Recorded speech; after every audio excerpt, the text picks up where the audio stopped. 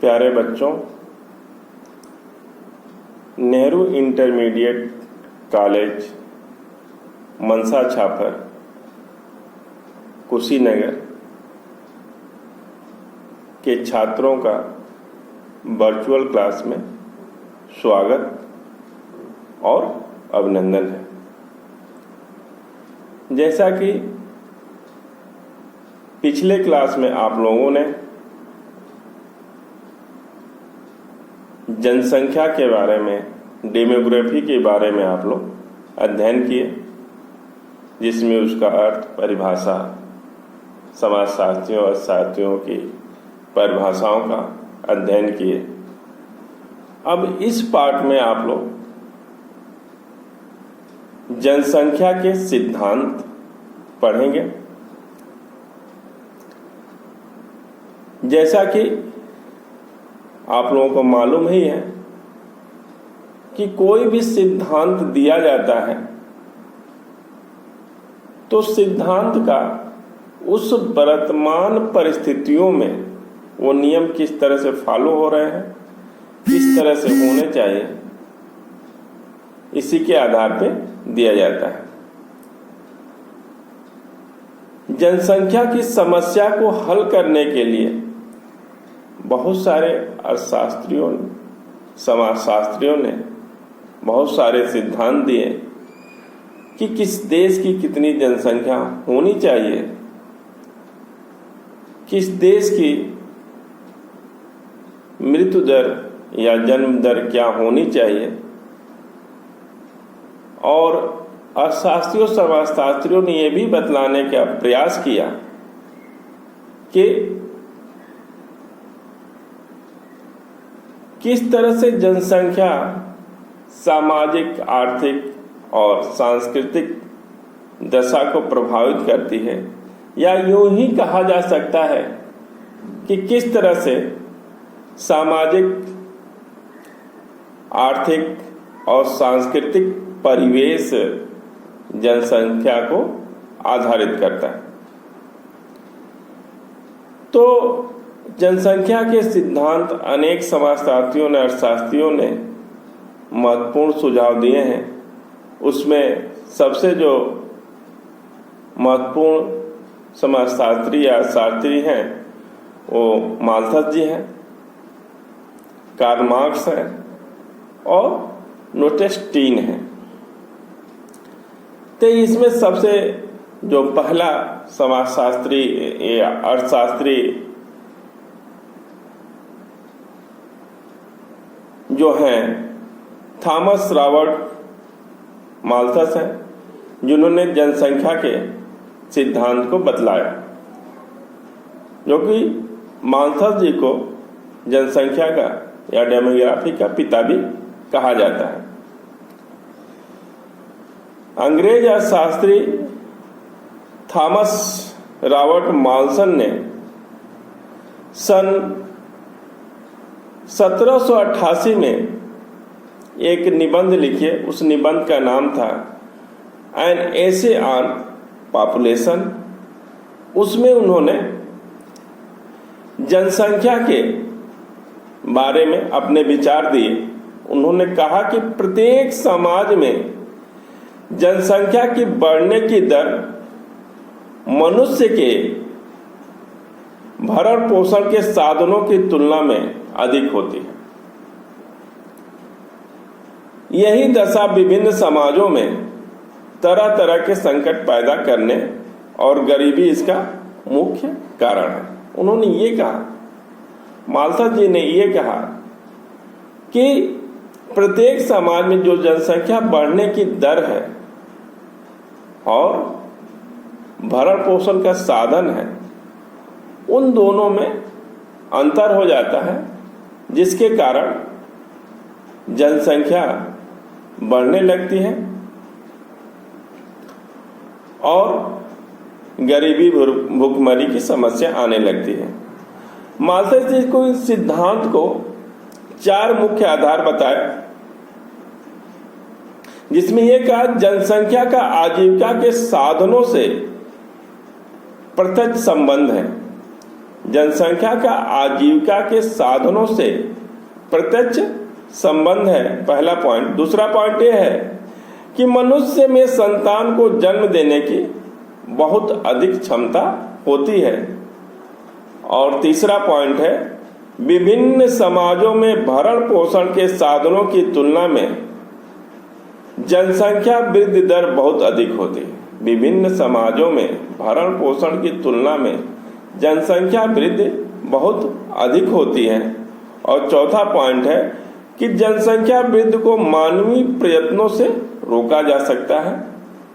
और पांचवा पॉइंट इनका यह है कि जनसंख्या वृद्धि पर यदि नियंत्रण न लगाया जाए, जनसंख्या वृद्धि पर यदि नियंत्रण न लगाया जाए तो प्रकृति स्वयं विभिन्न अवरोधों के द्वारा जनसंख्या को नियंत्रित कर देती है। इन 5 बिंदुओं के आधार पे माल्थस ने 4 निष्कर्ष निकलते हैं, जिसमें पहला पॉइंट है, आप लोग नोट करते हुए जाइए, चलिएगा बच्चे। बार बार वीडियो को देखेंगे तो आप लोगों को नोट करने में थोड़ी सी आसानी होगी। तो माल्थस ने इन 4 मान्यताओं पर 4 निष्कर्ष दिए। उन निष्कर्ष में पहला निष्कर्ष यह था कि जनसंख्या वृद्धि दर।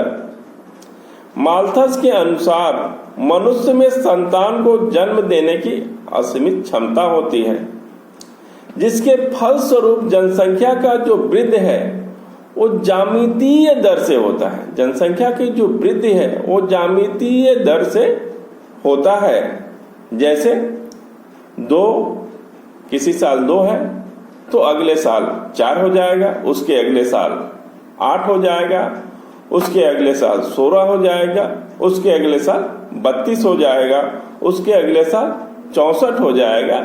तो ये जो दोगुनी रेट से जनसंख्या बढ़ रही है उसी को ज्यामितीय वृद्धि दर कहा जाता है। और इन्होंने इस आधार पर बताया कि 25 साल में जनसंख्या दुगुनी हो जाएगी। दूसरा इन्होंने यह माल्थस ने यह कहा कि खाद्य सामग्री की वृद्धि दर, खाद्य सामग्री के उत्पादन की दर और जनसंख्या वृद्धि दर की तुलना में बहुत धीमी होती है। खाद्य सामग्री चूंकि गणितीय दर में वृद्धि करता है, जैसे 1 संबंधे 2 संबंधे 3 संबंधे 4 संबंधे 5, तो जनसंख्या बहुत तेजी से बढ़ती है और खाद्य उत्पादन बहुत ही धीमी गति से बढ़ता है, जिससे जनसंख्या अधिक हो जाती है और जनसंख्या में असंतुलन पैदा हो जाता है। फिर उन्होंने बताया तीसरा पॉइंट, प्रतिबंधित अवरोध। आप लोग अभी 2 चीजें देखें कि जनसंख्या की जो दर है वो ज्यामितीय वृद्धि से बढ़ रही है और खाद्य सामग्री की दर है जो गणितीय वृद्धि दर से बढ़ रही है। तो अगर इन दोनों में अगर संतुलन नहीं है तो जनसंख्या बहुत तेजी से बढ़ जाएगी और असंतुलन की स्थिति आएगी।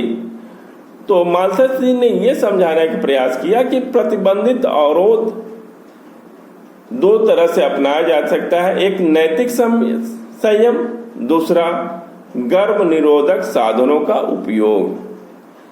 नैतिक संयम में उन्होंने ये कहा कि ब्रह्मचर्य का पालन किया जाए, कुछ व्यक्ति अविवाहित ही रहे, कुछ लोग अधिक उम्र में शादी करें। दूसरे उन्होंने ये भी कहा कि गर्भ निरोधक साधनों का उपयोग करके जनसंख्या को आप कम कर सकते हैं। फिर उनका चौथा पॉइंट है प्राकृतिक अथवा नैसर्गिक अवरोध। यदि मनुष्य कृत्रिम साधनों से जनसंख्या को नहीं रोक पाता है तो प्रकृति स्वयं खुद ही जनसंख्या वृद्धि दर को रोक देगी। जैसे उन्होंने ये बताया कि कोई महामारी आ जाएगी या अकाल पड़ जाएगा, भूकंप आ जाएगा और बाढ़ आ जाएगी तो जनसंख्या दर अपने आप नियंत्रित हो जाएगा। उन्होंने यह कहा कि मनुष्य यह समझ लेना चाहिए कि वह अपनी गरीबी का कारण स्वयं है। मनुष्य को यह जान लेना चाहिए कि यह अपनी गरीबी का कारण स्वयं है। आप लोग इसको कोरोना से जोड़ने का प्रयास न कीजिएगा बच्चों, कि महामारी आई है जनसंख्या वृद्धि दर कम करने के लिए, ऐसा नहीं। क्योंकि कोरोना वायरस के संबंध में अभी तक कुछ भी निश्चित नहीं हो पाया है कि वो प्राकृतिक देन है या कृत्रिम या मानव निर्मित है या प्राकृतिक है। तो महामारियों पे विजय, आज का साइंस इतना आगे है कि समय थोड़ा लगेगा, बाकी महामारी पे अपनी पहुंच बना लेगा और रोक देगा। तो कहने का तात्पर्य कि माल्थस के जनसंख्या संबंधी सिद्धांत है। दूसरा, अगर हम देखें महत्वपूर्ण पॉइंट, तो ऐसा नहीं है, इनकी आलोचना भी हुई कि जनसंख्या वृद्धि दर केवल नकारात्मक ही नहीं होती है, कुछ जगहों पे सकारात्मक होती है, क्योंकि मनुष्य ही उत्पादन की प्रक्रिया में भाग लेता है और उत्पादन प्रक्रिया को तेजी से बढ़ाता है।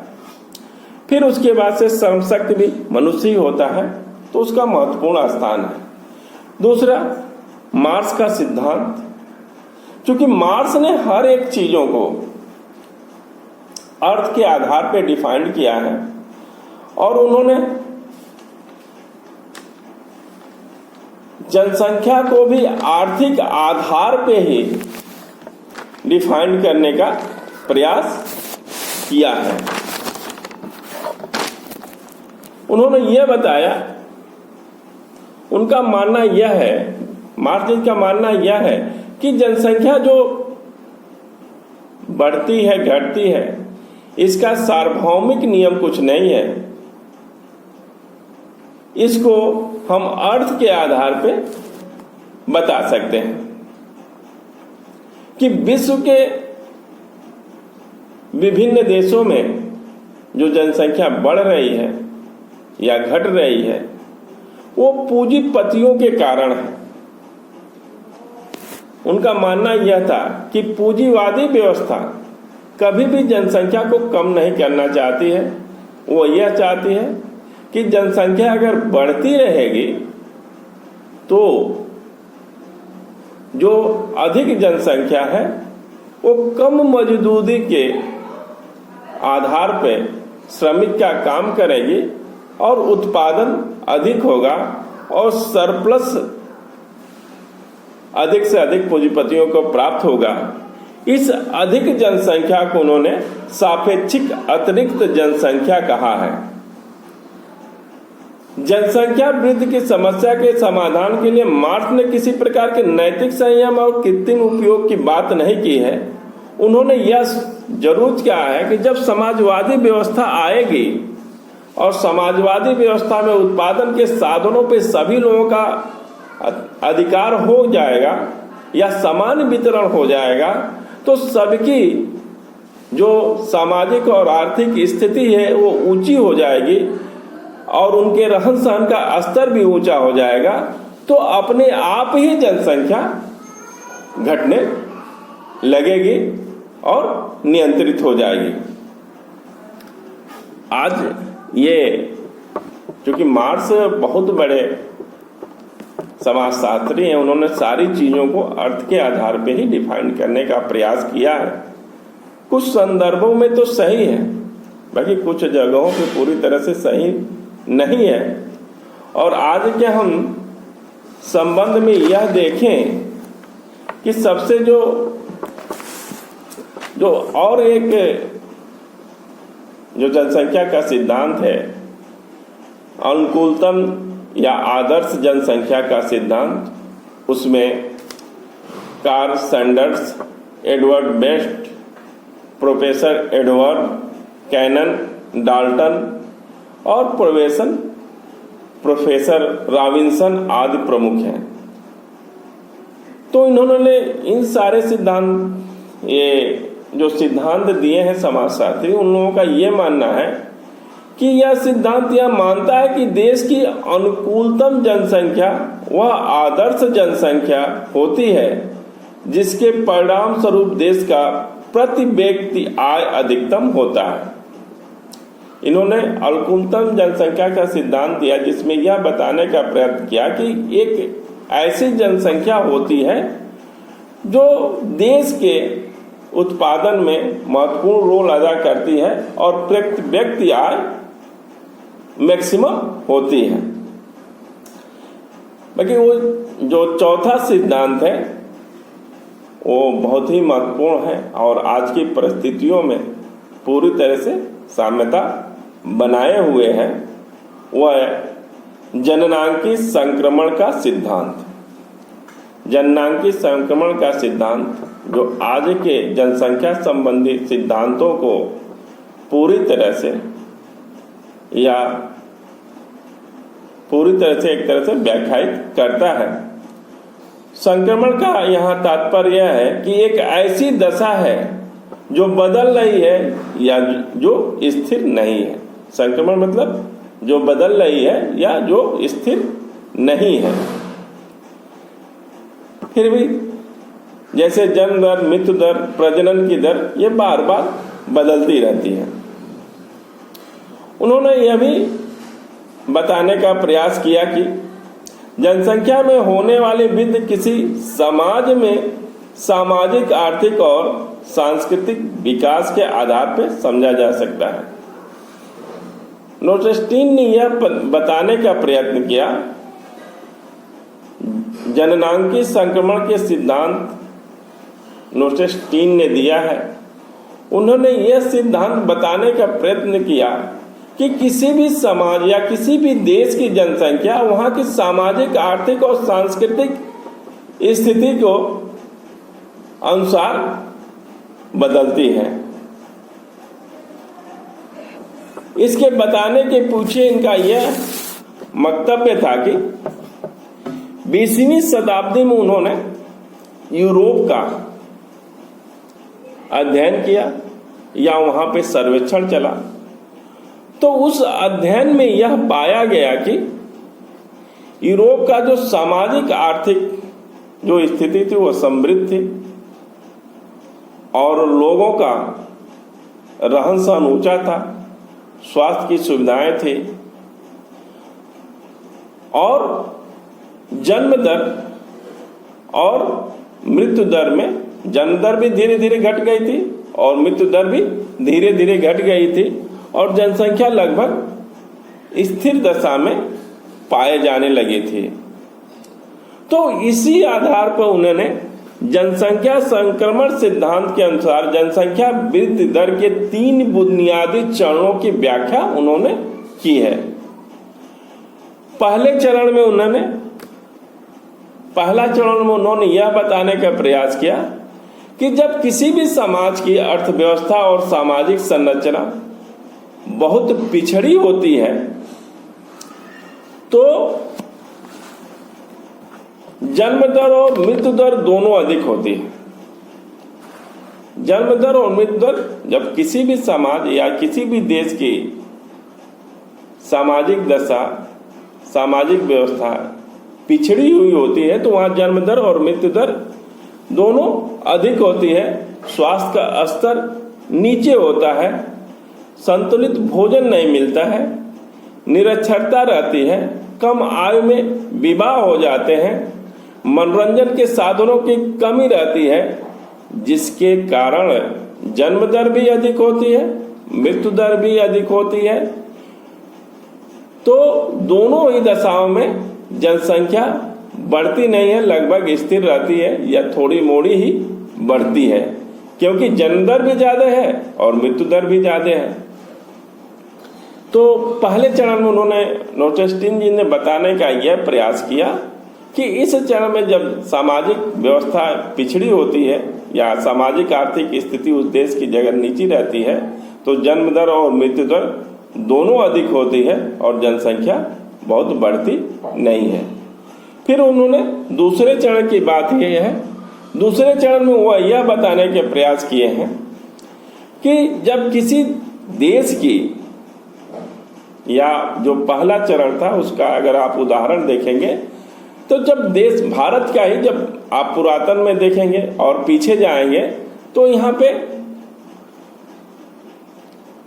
जन्म दर और मृत्यु दर दोनों ज़्यादा थी, और दोनों ज़्यादा की वजह से आप जब जनसंख्या का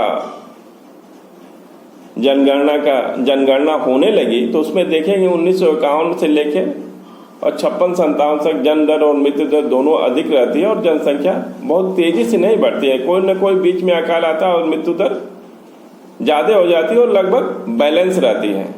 मगर भारत की आप दूसरी स्थिति में आप देखेंगे, जैसे दूसरा चरण आएगा तो इसमें देखेंगे जब भारत का या इस सिद्धांत के अनुसार रोसेस्टीन ने जो बता रहे उस सिद्धांत के अनुसार जो दूसरा चरण है, जब सामाजिक आर्थिक विकास के कारण लोगों की आय में वृद्धि होती है, चिकित्सा सुविधाओं में वृद्धि होती है, मृत्यु दर में कमी आ जाती है, जन्म दर में कमी नहीं आती है, जन्म दर वैसे ही बढ़ी रहती है, तो जनसंख्या वृद्धि बहुत तेजी से होती है, क्योंकि बच्चों के जन्म में मनोवृत्ति कोई बदलाव नहीं होता है।